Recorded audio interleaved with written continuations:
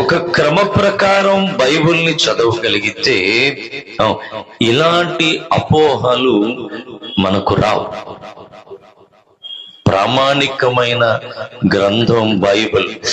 ఏది తెలుసుకోవాలి అన్నా బైబిలే మనకు ఆధారం అవ్వాలి, వ్యక్తి యొక్క మాటలు కాదు.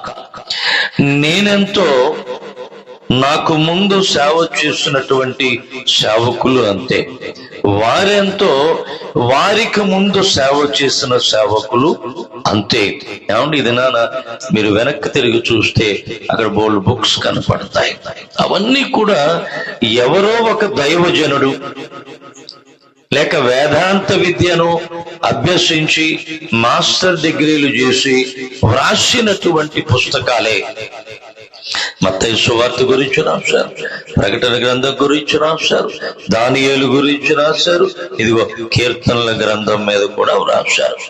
ఇవి అన్ని వ్రాస్తూ ఉన్నప్పుడు పరిశుద్ధాత్ముడు వారిని నడిపించిన విధానంలో వివరించి వ్రాసారే తప్ప ఇదే కరెక్టు అని చెప్పటానికి వీలు లేదు. బైబిల్లో వాక్యాన్ని మన జ్ఞానానికి అందిన రీతిలో పరిశుద్ధాత్ముని నడిపింపుతో మనం అర్థం చెప్పవచ్చు. ఇది గుర్తుపెట్టుకోవాలి.